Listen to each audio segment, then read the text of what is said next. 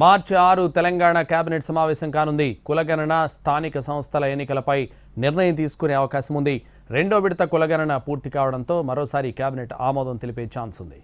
వీటితో పాటు మరికొన్ని కీలక అంశాలపై చర్చించనుంది మంత్రివర్గం.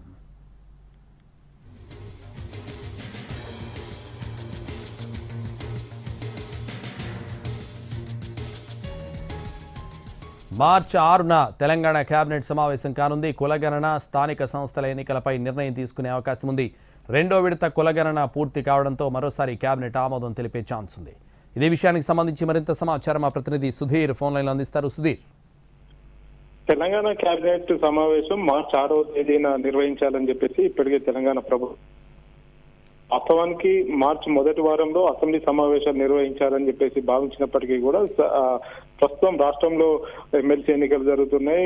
ఎమ్మెల్సీ ఎన్నికల కోడ్ కావచ్చు, లేకపోతే ఇతరత్ర అంశాల నేపథ్యంలో వాటిని వాయిదా వేశారు. ప్రస్తుతం 6వ తేదీ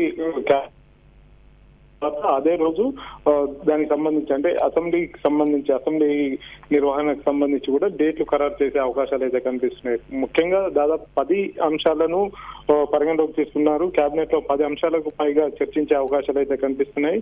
బీసీ రిజర్వేషన్లకు సంబంధించి కావచ్చు, అదేవిధంగా ఎస్సీ వర్గీకరణ అమలుకు సంబంధించి కూడా ఇందులో చర్చించే అవకాశాలు అయితే కనిపిస్తున్నాయి. అదేవిధంగా టూరిజం పాలసీ, అదేవిధంగా యాదాద్రి బోర్డును ఏర్పాటు చేస్తూ కూడా నిర్ణయం తీసుకుంటున్నారు.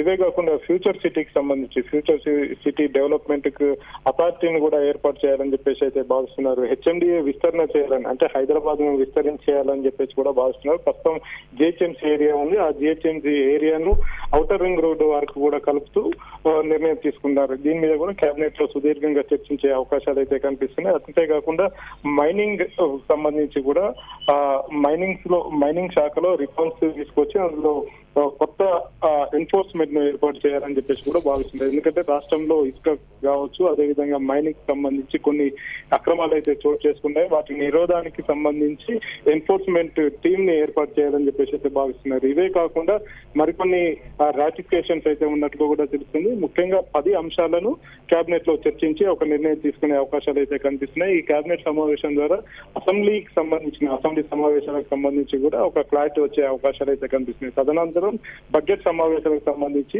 మార్చి చివరి వారంలో బడ్జెట్ సమావేశాలు నిర్వహించాలని చెప్పేసి తెలంగాణ ప్రభుత్వం భావిస్తుంది.